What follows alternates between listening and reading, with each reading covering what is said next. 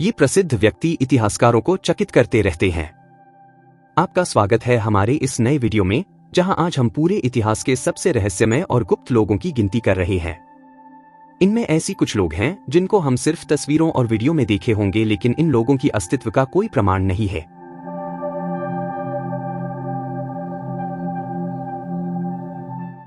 Edgar Allan Poe की मौत आज तक रहस्य बना हुआ है। 1930 के दशक की शुरुआत में उनके विश्राम स्थल पर एक छायादार व्यक्ति आया, जिसे केवल द पो टोस्टर के नाम से पहचाना जाता था। हर साल पो के जन्मदिन पर चौड़ी किनारी वाली टोपी और सफेद स्कार्फ पहने एक व्यक्ति पो की कब्र पर जाता था और मृत पो को कॉन्यैक ब्रांड की एक शराब की बोतल से भूनता था। थोड़ी देर की मुलाकात के बाद वह आदमी अपने पीछे अधूरी बोतल और 3 गुलाब छोड़ जाता था। कभी कभी वो आदमी एक नोट भी छोड़ देता था, जिसमें लिखा होता था, एडगर, मैं तुम्हें नहीं भूला हूं। 60 से अधिक वर्षों से हर साल पो का दौरा करने के बावजूद कोई नहीं जानता कि यह आदमी कौन था और कहां से आता था।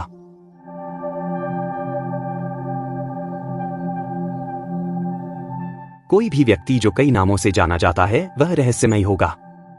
काउंट ने 18वीं शताब्दी में विभिन्न शैक्षणिक क्षेत्रों में कथित तौर पर महान उपलब्धियां हासिल करने के लिए लोकप्रियता हासिल की। अपने पूरे जीवन में काउंट को विभिन्न नामों और उपनामों से जाना गया, जिनमें शेवेलियर स्क्वेनिंग, प्रिंस रेगोजी और मार्क्विस डी मोंटफेरेट शामिल है। उनके कई अतिरंजित दावों के कारण फ्रांसीसी दार्शनिक वोल्टेयर ने उन्हें व्यंग्यात्मक ढंग से द वंडरमैन भी करार दिया था। काउंट कभी भी ज्ञात नहीं होना चाहता थे और उसने अपनी पहचान गुप्त रखने के लिए जानबूझकर भ्रमित करने वाली और विरोधाभासी कहानियां सुनाई। आज तक कोई भी उनके निजी जीवन के बारे में ज्यादा नहीं जानता, यहां तक कि उनके असली नाम के बारे में भी नहीं।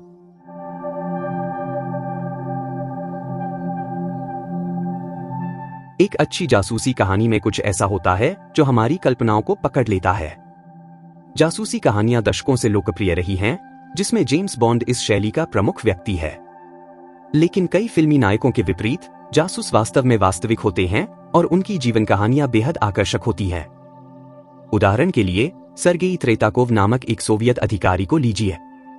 त्रेताकोव ने रूस की विदेशी खुफिया सेवा के लिए काम किया, लेकिन उन्होंने एक डबल एजेंट के रूप में भी काम किया, जिसने अमेरिकी सरकार को बहुमूल्य जानकारी दी। अक्टूबर 2000 में त्रेताकोव अंततः संयुक्त राज्य अमेरिका चले गए। उन्हें $2 मिलियन और एक नई पहचान दी गई। 2010 में मरने से पहले वह 10 साल तक फ्लोरिडा में रहे। कुछ लोगों को संदेह था कि रूसी सेना ने उनकी हत्या कर दी थी। वास्तव में कथित तौर पर मांस के एक टुकड़े से उनका दम घुट गया था।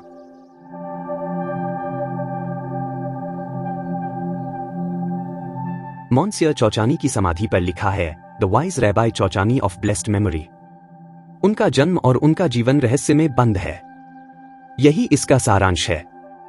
ये खूबसूरत शब्द होलोकास्ट सर्वाइवर और प्रसिद्ध संस्मरण नाइट की लेखिका एली विजेल द्वारा लिखे गए थे। विजेल चौचानी के कई विद्यार्थियों में से एक थे। ऐसा कहा गया था कि मॉन्सियर चौचानी को एकेडमिक विषयों की व्यापक समझ थी, जिसमें रब्बीनिक यहूदी धर्म के प्राथमिक पाठ, तलमुड का विश्वकोश ज्ञान भी शामिल था। चौचानी को उम्मीद थी कि उनकी शिक्षाएं खुद बोलेंगी, और उन्होंने ऐसा ही किया। आज तक कोई भी उनके निजी जीवन के बारे में कुछ नहीं जानता है और उनका असली नाम पूरी तरह से एक रहस्य बना हुआ है।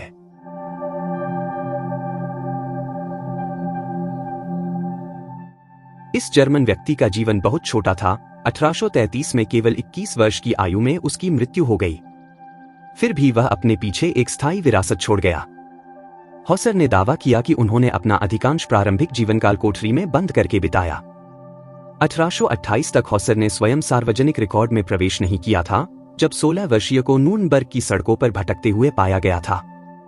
उस समय की एक लोकप्रिय अफवाह यह थी कि हॉसर शाही वंश का था और वह कई वर्षों तक छिपा हुआ था। विशेषज्ञ मनोचिकित्सकों सहित अन्य लोगों ने तर्क दिया कि हॉसर एक ठग था। कहानी और भी रहस्यमय हो जाती है, क्योंकि 14 दिसंबर 1833 को हॉसर को चाकू मार दिया गया था और 3 दिन बाद उसकी मृत्यु हो गई। हाउजर ने अपनी छुरा घोंपने की एक विस्तृत कहानी बताई, लेकिन समकालीन लेखकों ने सिद्धांत दिया कि उसने प्रचार के लिए खुद को छुरा घोंप लिया था। तो दोस्तों, ये एपिसोड आपको कैसा लगा कमेंट बॉक्स में जरूर बताएं। ऐसी अनसुनी रहस्यों को जानने के लिए हमारे चैनल को सब्सक्राइब करें और वीडियो को लाइक करें।